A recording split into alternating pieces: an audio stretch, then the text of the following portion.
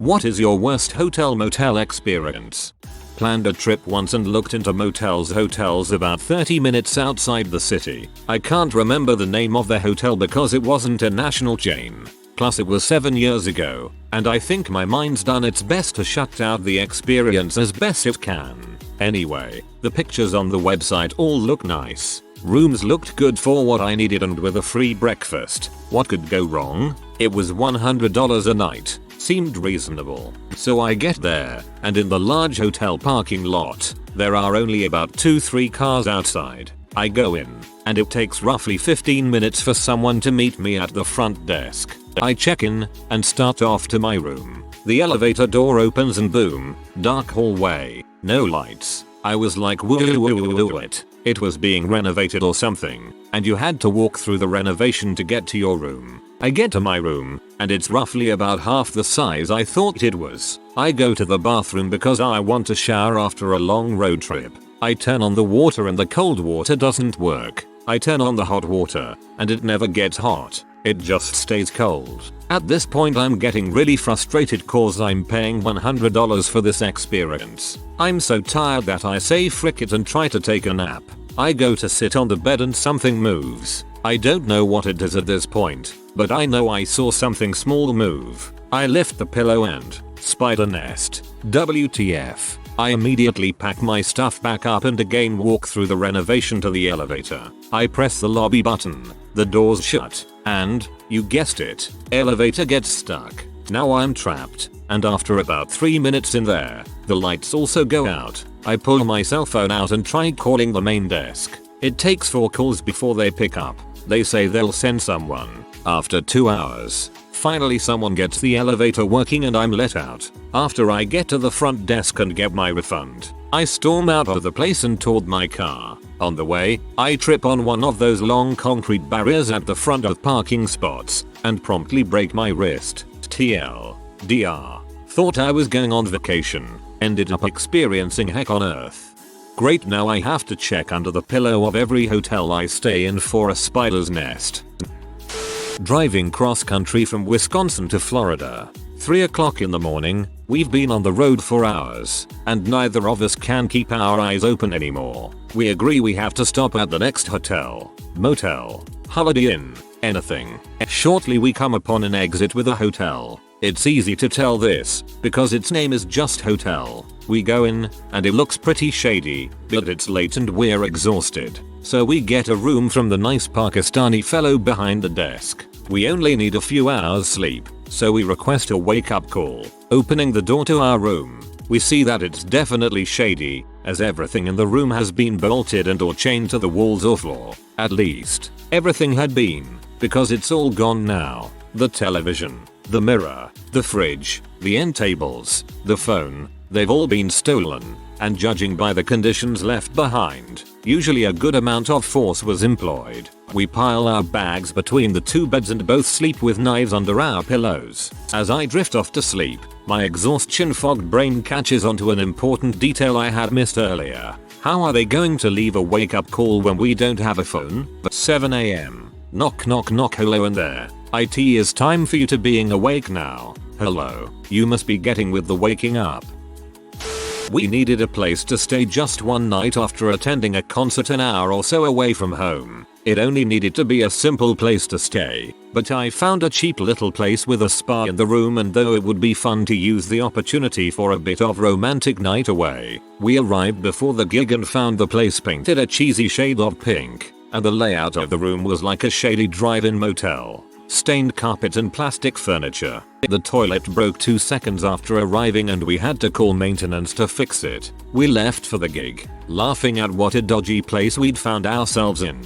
Later in the night we arrived back at the hotel a little drunk, and ready for some fun in the spa. As soon as we entered the bathroom we were hit with the unmistakable sound of loud, obnoxious sex thumping through the walls. It pounded through the room and we giggled at the raunchiness of it, and when it stopped suddenly we panicked a little that they'd heard us. But we just heard chatting coming from the room next door. Smoke break. 5 seconds later, moaning and screaming. Suddenly, regular conversation. These guys were going from all out, crazy monkey sex to polite conversation in seconds. Eventually we realized it was pee. They were making pee. This ebb and flow of screaming and orgasms and chit chat continued for hours, constantly, until they finally packed up all their equipment in a van at about 4 AM and went home, after 7 hours of hard work. I better recognize that room one day. This one is more embarrassing than anything. Family and I arrive in Hanoi, Vietnam, and grab a taxi from the airport. We already have a hotel picked out and tell the taxi driver to take us there. We pull up out front and we see a guy come from what we thought was the hotel to tell us that they're fully booked, but they have a sister hotel right around the corner. We say whatever, it's late, take us, and end up staying in a crappy hotel, bad plumbing, dimly lit, smelled weird, for a couple days before we wise up and realize that we'd been scammed. We went back to stay at the first hotel, which was very nice, and gorged ourselves on baguettes the whole time. Dang, I miss those baguettes. TLDR. Don't trust random dudes. I do recommend visiting Vietnam though. I worked at a hotel when I was 18. The worst part would be the ridiculous amount of guests that would look up pee on the lobby computer. The lobby was probably about 30 featuring x100 featuring. Most guests didn't turn the volume off, and I actually saw one guy gripping his gremlin shamelessly one night. We noticed water leaking through the ceiling of our room once. We called the front desk to investigate. It turns out some drunk guy passed out naked in the bathtub on the floor above us and his butt was covering the drain, creating a flood in his room. Only in Vegas. Whoa, that was supposed to stay in Vegas. The time I crap in the sink. I was 11, and it was my first time overseas with my family. We just landed and I really had to take a dump, but I held it all the way to the hotel. We arrive, check into our room and I run to the washroom. Now, this was literally a washroom. It just had a sink and faucets. Now I'd heard that bathrooms in France were different, that they had bidets, but I wasn't sure exactly what a bidet was or what it looked like. I was desperate. I really needed to crap and I figured the sink was the bidet, so I hopped up onto it and took a huge dump. After I was done, I looked down and the reality of the situation hit me. I don't know if you've ever seen a large, long unbroken log of your own crap in a sink, but it's pretty terrifying, especially with your whole family in the next room. I try to flush it by turning the water on, but that just makes a soup. The drain had that built-in cap that you can use to fill it, so it wouldn't drain. I searched the small room for anything to help, and my eyes landed on the decorative plant. I broke off a plastic branch and used it as a poking stick to try and break up the poo so it would slide through the small opening. I didn't do much good, so, being 11, I called my mom. She was pretty good about it, but it was horrifically awkward. TLDR. I crap in a sink in a hotel, and my mom had to help me clean it up. Dang, have an upvote for the laughs you just gave me. Undoubtedly the mini fridge incident. My family had gone to Florida for vacation and were staying in a cheap but relatively nice hotel. After the first 3 days we noticed they had a mini fridge in the room, so naturally my brother looks inside. Some sick bastard before us had opened 2 of the soda cans in the fridge and half drank both of them, which placed back in the fridge upside down. After a few days, what seemed like the hotel's entire population had swarmed inside the fridge through God knows where. When my brother opened it, so many came pouring out that it may have looked like a minuscule interpretation of the killer ant scene from Kingdom of the Crystal Skull. The fridge was promptly shut, and after my brother's quick shower, we decided we didn't want to stay in the hotel after that night. Now that's how you get ants. Cockroaches in a 4. Ended up catching a few with a glass and a piece of paper. Headed down the elevator with the glass. People's faces were quality. Then leaving the glass upside down on the reception for everyone to see. I now realize this was probably what a top class bellend would do, but you can understand my anger. Some places you just can't avoid cockroaches and spiders without making the room toxic. The choices are: live with beasties, B. toxic chemicals, C. hermetic seal, D. leave Sydney.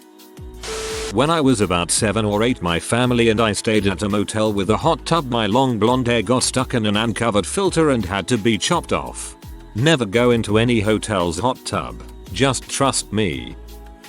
After driving for 10 hours, my husband and I stopped for the night at a Days Inn in South Carolina dump called South of the Border. The hotel door wouldn't close unless you slammed it with all of your strength. The water coming out of the faucets was brown. The towels and washcloths were frayed and had blood stains on them. We went to bed anyway because we were exhausted and just needed to sleep. But we started itching like crazy in the bed. Bugs. We tried to report it to the front desk, but they didn't care. So we gathered our things and left in the middle of the night. I tried contacting the management and the head office, but they just emailed us back and told us, basically, that it was our loss and not to expect any compensation or even an apology.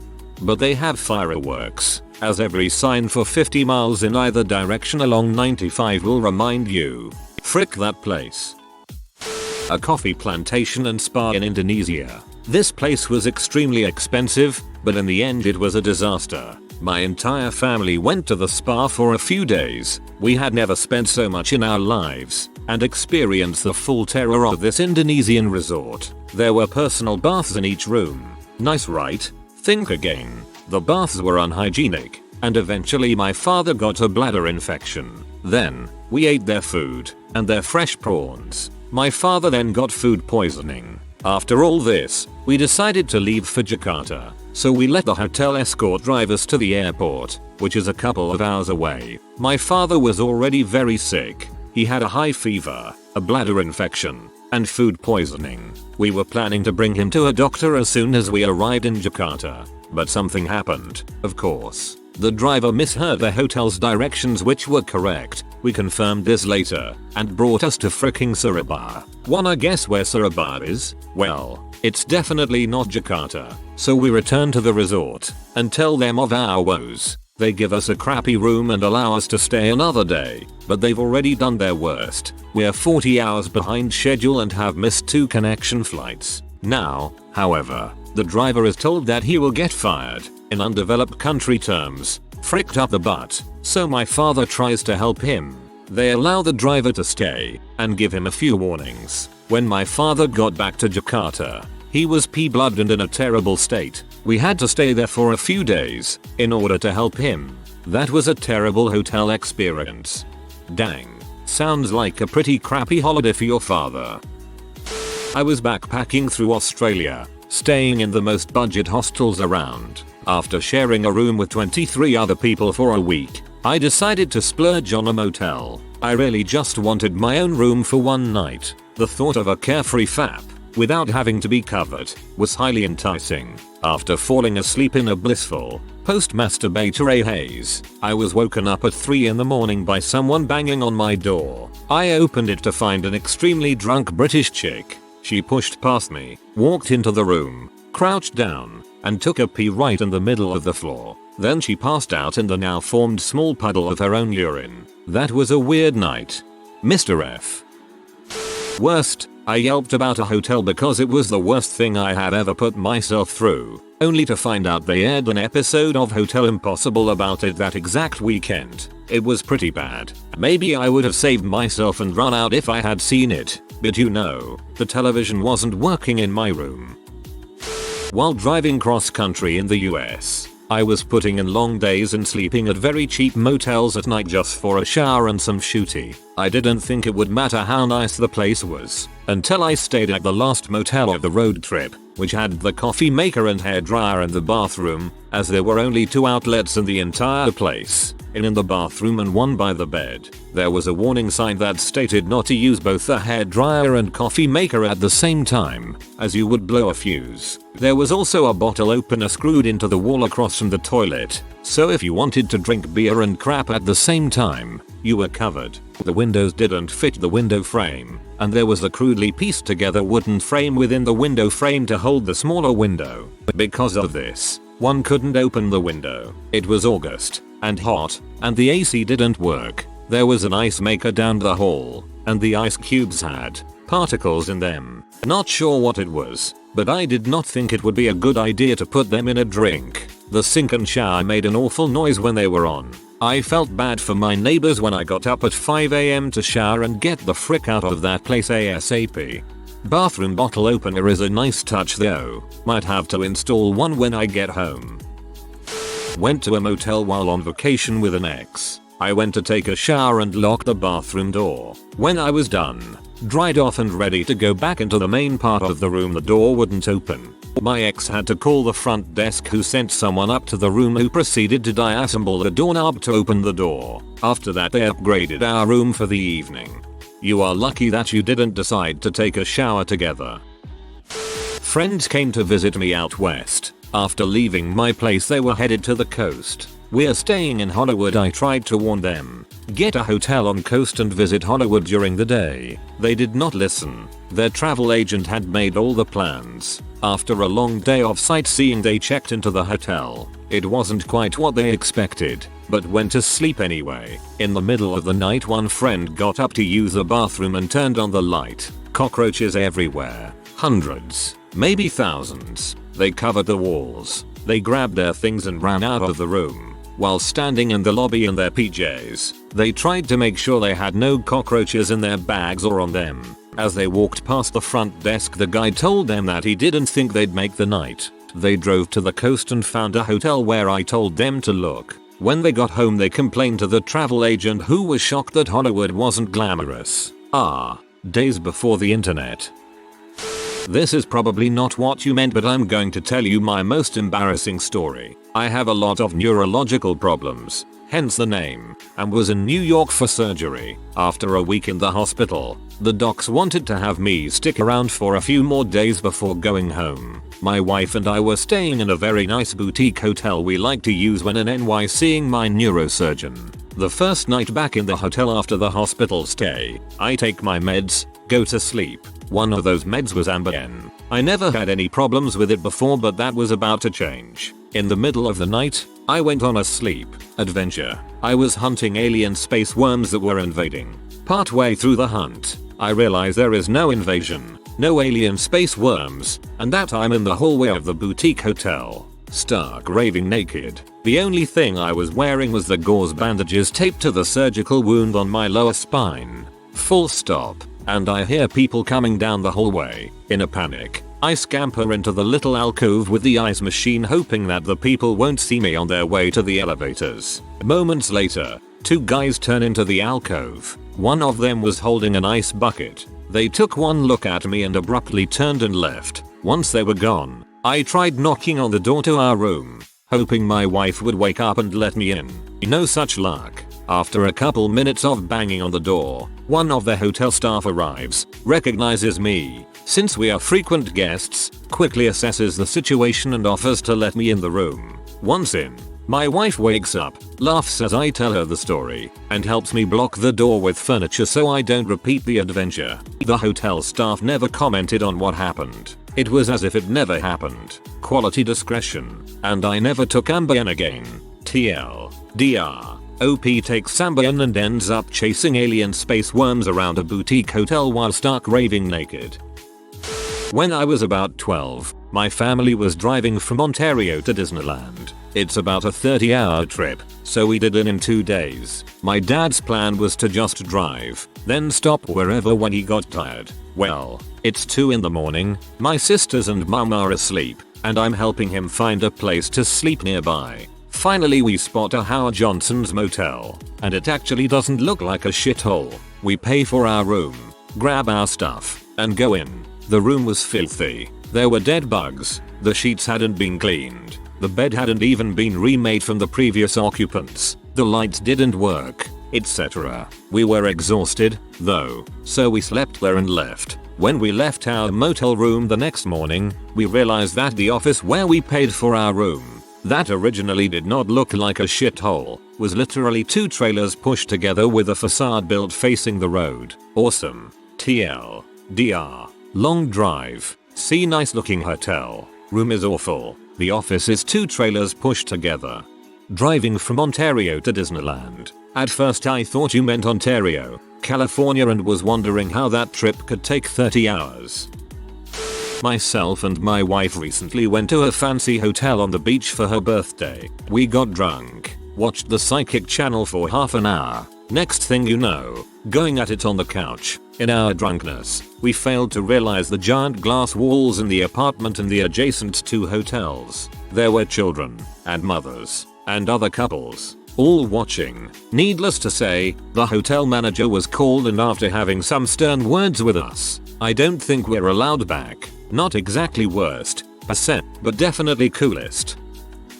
Not sure if too late on this one, but I distinctly remember being around 7-8 and visiting a really beautiful part of northern Australia with my family. I think somewhere near Kakadu National Park. Me, my parents, and 2 siblings were staying in a little cabin. It looked pretty standard, whatever. As we were initially walking up to the cabin, after picking up the keys and stuff, this little boy around my age walks past me and said to his mum they're staying in the one with the bugs. I remember thinking he was a weirdo. Little did I know. Fast forward a few hours, the sun is gone. It gets particularly dark in the outback, so we switch on the lights in the cabin and hang out. After about 5 minutes of having the lights on, our entire cabin is full of bugs. They were everywhere. They weren't even those annoying little fly type bugs that hang around lights. They were like every kind of bug I've ever seen, heard of, and massive ones too. They were on our food, in our hair, in our bags, in the shower, all over the floor and in our beds. We spent the whole night trying to swat them away, spraying them with mozzie repellent, and being just generally grossed out and miserable. The next morning there were no bugs anywhere, not even little bug corpses from us killing them. Needless to say, we switched cabins the next night, and had a much better time. TL. Doctor attacked by entire bug population of northern Australia. That's so creepy. Maybe they were bug ghosts. I was in Aspen at a lodge about 12 years ago. I was 12 at the time. Great place, super scenic. They had an outdoor heated pool surrounded by snow which was beyond cool. I went to take a shower after a day of skiing, and halfway through the shower the water turns brown. I freak out and jump out of the shower, grab a towel and tell my mom. She goes into the bathroom and all I hear is, "Oh my god, it's crap. It's crap. There is crap everywhere." Yes, indeed the shower I was just in filled with crap. The lodge moved us to another room, and didn't even give us a discount. TLDR. I had a crappy time at that Aspen lodge. Bonus points for making your mommy say a swear word. My dad stole money from my bank account because he got access to it via my mum and I couldn't pay for my last day there. And I was arguing with him on the phone trying to get him to return what he stole when the police knocked on my door and I was taken away by the police for non-payment. My dad is a dong. Our dad jokes. I spent a night in a hotel in Brighton whilst working in the area. Super nice hotel with swimming pool, right by the beach and super cheap as it was a last minute deal in winter. The food was great etc, so I was thinking wow, good deal. Then they put me in a room without any soundproofing, on the first floor with a nightclub outside. Frick you Brighton. Frick you. Days in Oakland CA. There was a cigarette butt floating in the toilet bowl, even though it was supposed to be a non-smoking room. The bed had a blanket and a sheet but no bottom sheet. The sink was oddly sticky. Oh, and there was a shooting a block away, so we went to sleep with police lights flickering through the curtains. Kind of like a nightlight. I expect that there will be many greater tales of terrible hotels, but I still want to put this out there. Do not stay at the Days Inn in Oakland, California. Oakland CA. Here's where you made your first mistake. I had a motel room that was below a screen golf place in Korea. These places open all night, so I had the noise of people whacking golf clubs on the floor ceiling above me. Not an easy night's sleep. For the uninitiated, it's like a golf simulator. Real clubs and balls and you hit the ball at a screen which projects an image of the course. But we are initiated, aren't we, Bruce? In Korea you have to assume everything will be open 24 hours. I often used to sleep in internet cafes as it was cheaper than a hotel and I could play Drunken Diablo 2 until I passed out. Stayed one night in Warwick, Queensland in a cheap motel cabin with a mate. It was the middle of winter and the cabin had thin fibro walls, with the insulation properties of a tent. The blankets on the beds were completely inadequate and even after we put on every stitch of clothing we'd brought with us, we were still becoming hypothermic. There was a crappy griller in the kitchen area so we turned it on and spent the whole night huddled around it for warmth. Makes me think of all those motels and caravan parks along the highway to Brisbane, especially the ones just past the Gatting bypass. Every time I passed them I'd wonder how much business those places actually get. when they're only about an hour from places like Brisbane, Ipswich, or Toowoomba, which all have more accommodation options. Dallas-Fort Worth area. Snow's falling in Texas, everyone's pretty much already in panic mode. Original flight gets cancelled. Managed to reschedule another flight that evening. There's a layover now, but whatever. We're now passengers of interest because we changed travel plans. Every trip through airport security from here on out we're randomly selected for additional screening. To get to the plane, wait an hour with no heat for them to come de-ice the plane. Because it's snowing in Texas and they aren't prepared for it at all. Plane takes off. About a minute later, captain says we have to turn around and land it because the landing gear didn't retract. Runway is lined with ambulances, fire trucks. The very religious payroll lady seated across from me says enough Hail Marys to save us, I guess, because we managed to not crash and die. Another hour-long wait at customer service. We're out of flight options. Airport puts us up in the shittiest hotel they can find since it's on their dime. Get to hotel. Door is missing. Replaced by plastic sheet. Front desk takes an hour to find a room for me. Hotel room heat doesn't work. BTW. It's still snowing. Cockroaches. Gum on the bed. Boardroom service never bothered to clean off. Knob missing on the shower. And around 4 AM, some mother sucker pulls the goddamn fire alarm. It's still snowing. Mom and I went on a road trip. I was maybe 8 or 9. And we stayed in a Motel 6. Woke up the next morning with policemen outside our door and men wearing yellow suits and helmets desensitizing mattresses. Turned out some guys had her in lab a few doors down from us.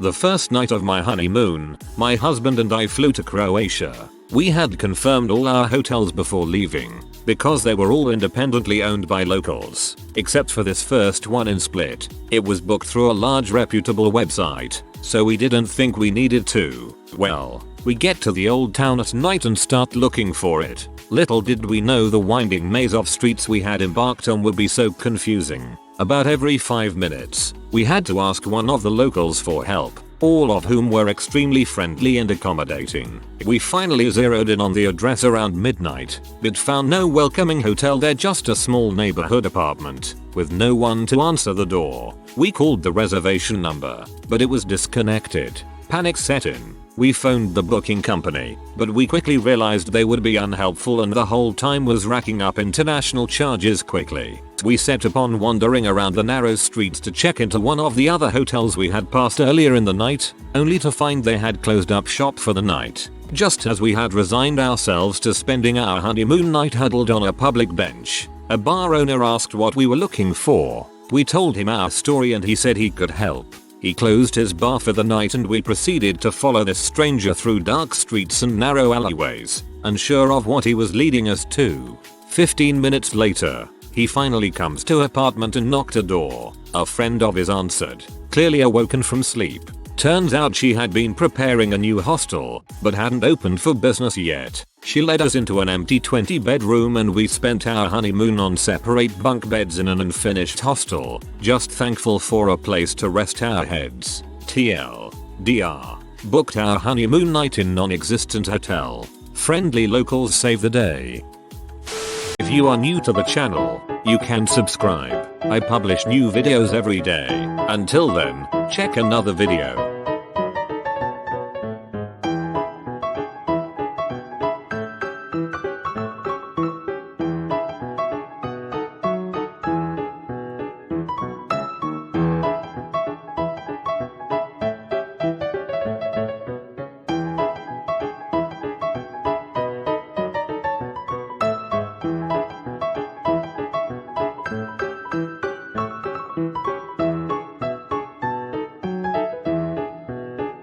Bye for now.